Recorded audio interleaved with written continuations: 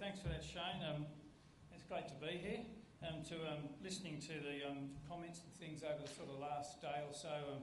Lots of talk about cities, urban development, large expenditure on infrastructure and all those sort of things that we would sort of dream about in the Northern Territory. So it's nice to actually have a bit of a session to talk about the bush and some of the challenges that we face in the sort of other parts of the country. First, also some apologies from our Chief Executive, Andrew Kirkman. Unfortunately, he can't be here today. He was going to come along and do this session, but he couldn't make it, so apologies from him. The National Remote Regional Transport Strategy, while the market and operating environment for bus operations is well known in high-density urban areas, as I've heard comments over the last sort of day and a half, there's certainly additional complexities and considerations in establishing transport networks across our remote areas. I'll elaborate on what the Northern Territory is currently doing in this space as far as our remote passenger transport plans, which may interest some of you more than some of the other issues that are addressed in the Remote Regional Transport Strategy. But certainly things like the autonomous vehicles and things I don't think we're going to see in the bush for quite some time. Is that? Yes, it is. So a quick brief overview and a bit of history of sort of where we've come from. As we heard earlier in the day, particularly yesterday from the NTC, the reform agenda in transport's been ongoing for a long time. It's critical to improving efficiencies and productivity across Australia, including remote areas. Now, certainly, as we're aware in the Northern Territory, discussions in the direction of national policy and reform, certainly in the past, sort of can be skewed toward delivering outcomes on the eastern seaboard. We acknowledge that it makes sense, to have the benefits to the masses, the best bang for buck, certainly the case. But it's important that national policies also incorporate and considerations and concerns of implications of our sparsely populated remote parts of the country. And I heard some comments and things around, customer service obligations and things like that. And the previous session was interesting with some of the comments that were around regarding the social side of things in procurement and things like that. Because obviously there's if you just look at the pure cost-benefit analysis of maintaining roads and providing infrastructure in remote Australia, and just based on cost-benefit analysis models, it just doesn't stack up because it's there for a social need more than anything else. So having said all that, the Territory thought there was a need to have a broader discussion on these sort of issues and convened a forum in Alice Springs back in 2014 to sort of bring the key people together around the nation and interested parties around the issues of remote regional transport. And it was held in the day before the Ministerial Council Forum in Alice Springs, so the idea being that any decisions and work that came out of that forum could be presented to the Council the following day. Sorry. So just a bit of information on remote and regional Australia. Over 96% of Australia's land mass is classed as outer regional, remote or very remote. And that's classified by the Australian Bureau for Statistics Accessibility Remote Index that they use. Remote areas are sparsely populated, as we all know. 15% of Australia's population live more than 50 kilometres from coastal areas. And 5% live in remote and outer regional areas. Majority of Australia's remote and regional population lives in the northern part of Australia, and that's sort of broadly defined from above the Tropic of Capricorn. I know for the developing the north, the Territory got included, Alice Springs, so that it comes across, goes down the Territory, then goes back up again, which was a bit of a coup for the Territory. I know there was some comments around sort of growth in cities, but over sort of past decade, Northern Australia's annual population has grown, and it's grown significantly at 1.9%, which is above the national average. There's certainly lots of challenges operating vehicles and things and transport sort of in remote Australia. Just from the Territory's perspective, 70% of our road network is unsealed. Seasonal and climatic impacts can be huge in the tropical part of Australia. Rivers can end up going from a couple of 100 metres wide to kilometres wide in the matter of a week or so. And we've had significant events that occur with cyclones and things across northern Australia, as you would have seen in Queensland and Western Australia. We all cop it. One comes to mind, myself as an example, when we had a significant rainfall event in the catchment of a river north of Catherine, the Edith River. There was 400 millimetres in less than 12 hours. It was a significant event in that area. That took out the railway line and the road, and so that was it. The access to Darwin was cut off by that one event.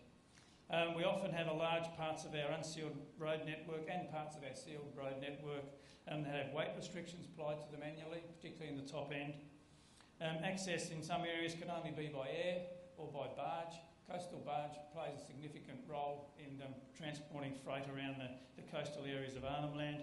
And concerns can also come with the barge landing, so you may well be able to get the barge to the barge landing, but then the road from the barge landing to the community can be cut by floodwaters, or it's impassable, or it's damaged to an extent that you can't run trucks on it. You've got to use smaller vehicles and unpack everything and transport them that way. Unsealed airstrips certainly become unusable in the wet season in some communities. So from the economic perspective, certainly remote region Australia contributes significantly to Australia's economy. As we said, we've got 15% of the population and 5% in very remote.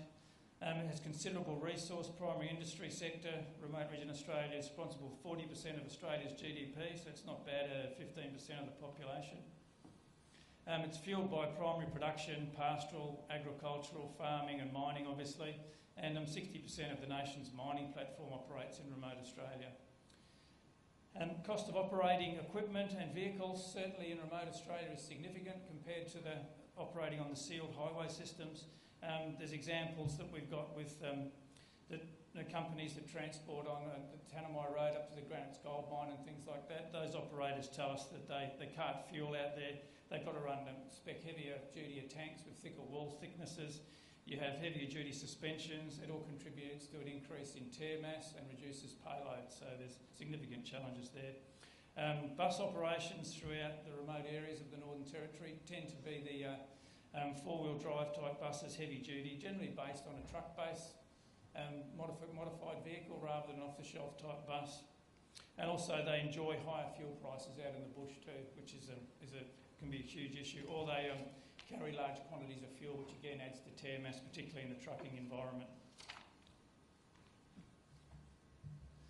So what is the strategy after a bit of NT context? It builds on the community and industry forums, I said, that was held in Alice Springs. It focused on three strategic issues, being infrastructure, regulation and services. And during the forum we had breakout rooms for those three areas, where everybody spent a time in each of the breakout rooms and raised various issues.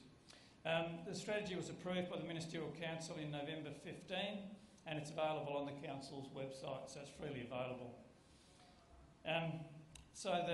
Following the Alice Springs Forum in 2014, the following day, as I said, the Ministerial Council met and agreed that the Territory would lead the development of a strategy in collaboration with other governments, agencies, industry and key stakeholders. The aim was to maximise investment opportunities in transport infrastructure and services, minimise regulatory burden, improve coordination across borders and governments, and influence policy development relevant to remote and regional transport. A draft strategy was developed by a working group which included WA, South Australia, Queensland and the Commonwealth. And following approval from the Ministerial Council in 2015, the strategy was released for public consultation in May.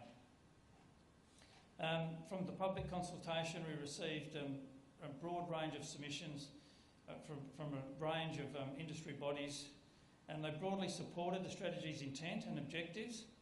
The key issues raised with the submissions included infrastructure project assessment methodologies around that cost-benefit analysis stuff, as I've mentioned, cross-border regulatory issues, which was raised extensively in the forum as well, and risk-based regulation. And the need for flexibility and regulation in the bush too was highlighted. The final strategy was published by the Council on 6th of November 2015, as I've said, it's available on the website. Council, as part of their approving the strategy, required an annual update, and the first update on the strategy's progress had just been provided last week by the Northern Territory Minister, the Honourable Nicole Manson, to the Council. And the strategy is aligned with other key national priorities, including developing the North Agenda and the Heavy Vehicle Reform Agenda, as was highlighted by the NTC yesterday, and also heavily focused on Indigenous advancement as well.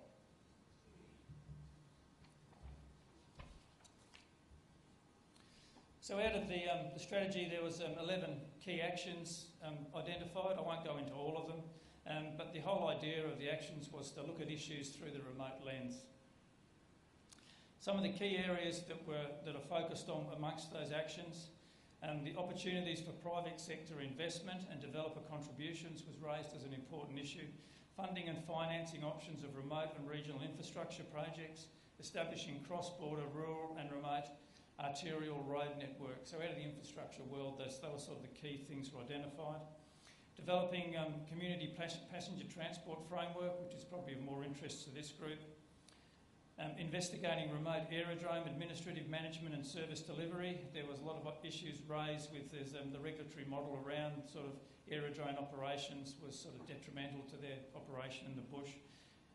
Looking at best practice employment opportunities, economic opportunities for local communities, that highlights down the path of looking at outcomes in employment and things like that.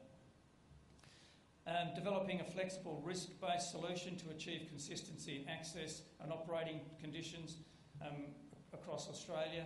A lot of terms were thrown around regarding a zonal approach.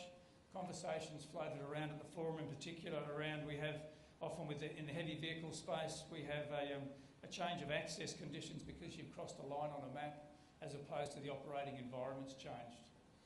You may well, you cross a border and the thinking was that the change in access conditions should be around the fact that the operating environment has changed. The traffic density has increased, the roads got narrower or something like that, rather than you've simply crossed a line on a map and you've crossed a state border, so therefore all of a sudden you need to have different operating conditions, particularly in the heavy vehicle space and road train operating environment.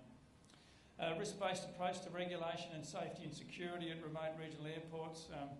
Identifying opportunities to address land administration and native title issues which impact on infrastructure and delivery.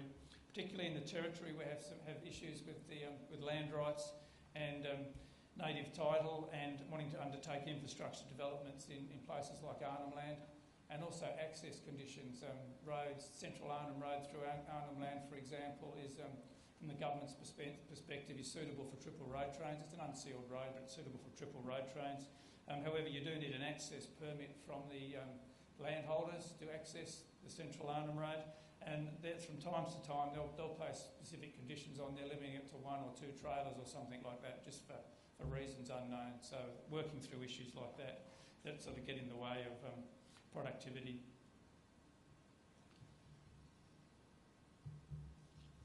So where are we now? There's been a number of projects that sort of have been completed or come to fruition. A lot of these so far have been around the infrastructure space, and there's 3 of them up there, and I'll just touch very briefly on them. They're all around, say the infrastructure world. They were facilitated by Austroads and were driven out of the forum. Reforming remote and regional road funding in Australia. As I mentioned before, that raises the whole issue of community service obligations. And the key findings of the report, just in detail, in brief, report and regional remotes are not financially sustainable on a standalone basis, so as far as them being sustainable as a recovery of costs for the provision of infrastructure, they just don't stack up. Pure economic pricing models alone will not work in regional and remote areas.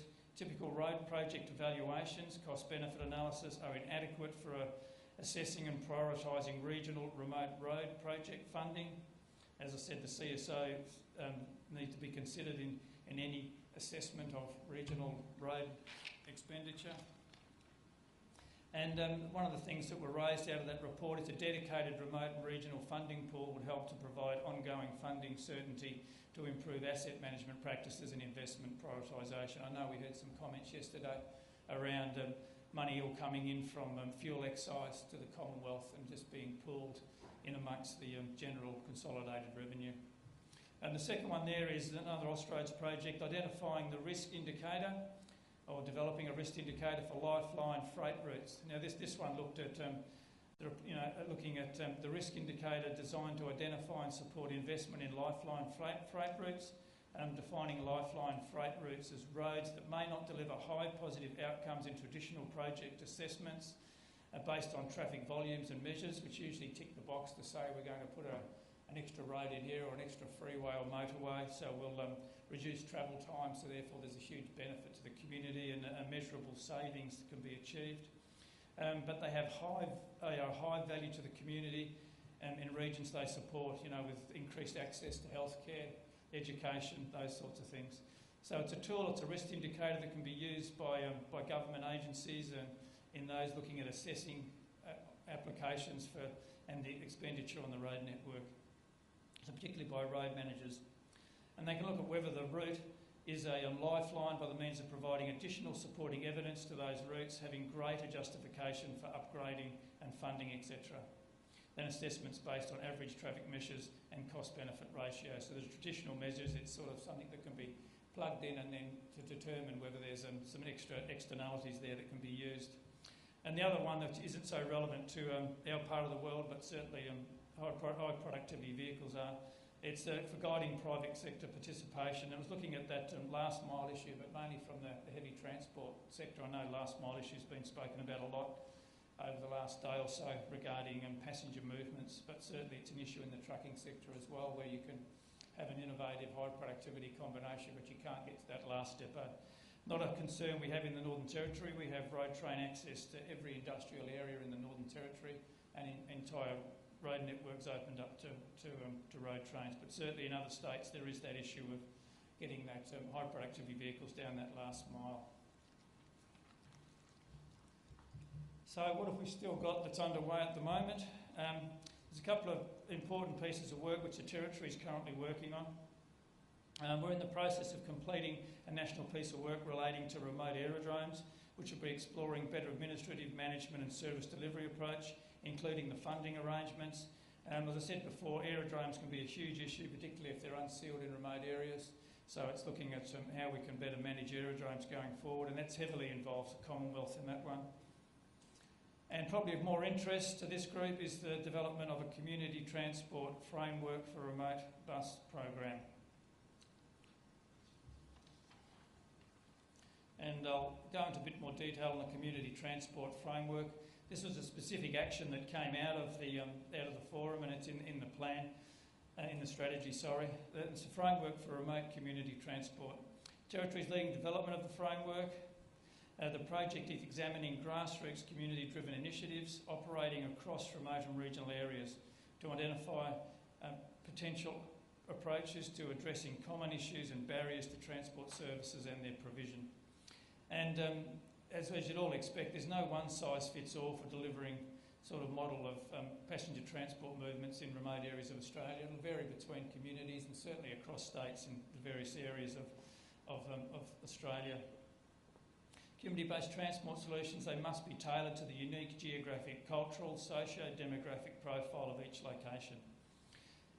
We're expecting to be able to provide a draft community transport framework to consideration by ministers sort of early next year, so there's a fair bit of work and there's something sitting in draft there. And it's also focused on engaging with communities to work out their specific transport needs. There's long distances, obviously, that involved in some of these transport tasks. It's not like an urban bus service. And they can just simply be a one-way trip where drivers have to stay overnight in communities before they can drive back based on hours and time and things like that. I mean, some of the routes in the Northern Territory are up to 500 kilometres. So it's significant over vast amounts of unsealed network.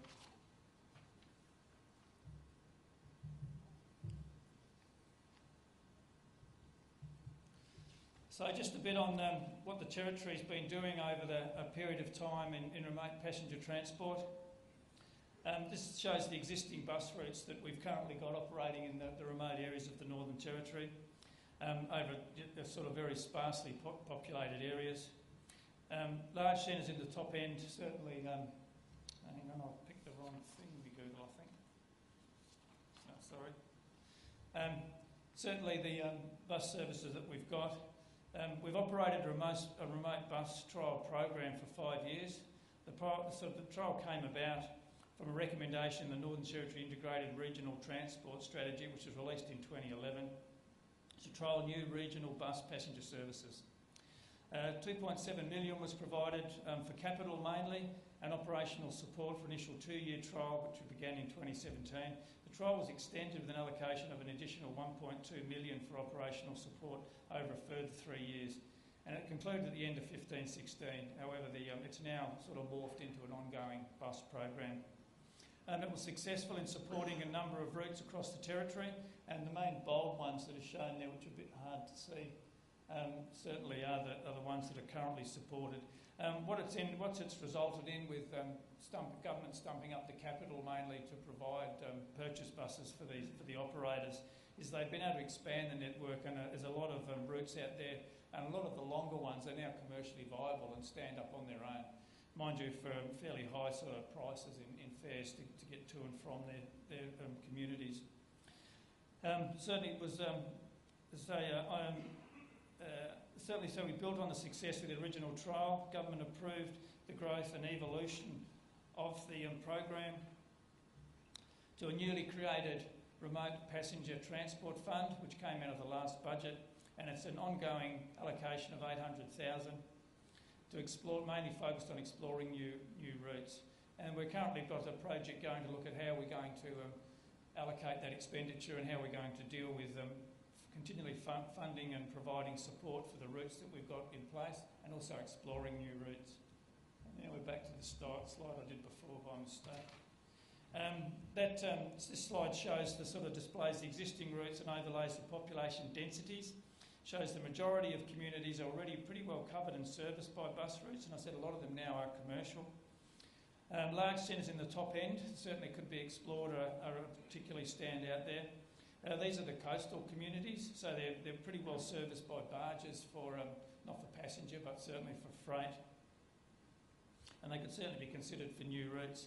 They're also very well serviced by charter aircraft up in the top end of the Northern Territory.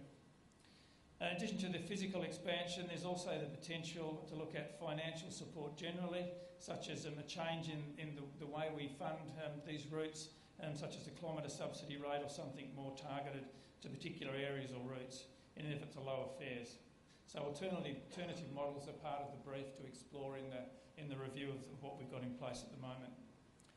As I said, most of the long distance routes can certainly operate on a commercial basis, although there is high fare prices. Despite being a significant cost for lower economic households, are not seen as being a major deterrent to travel, as these services are the only transport options for many people living in remote communities besides air charter and obviously private vehicle. An example of what we've got there is the blue arrow shows on the map shows a route from Katherine to Numbulwar. That's 472 kilometres. The trip departs Katherine at 8 a.m. and arrives at Numbulwar at 4 p.m. and a one-way ticket for that one's $130.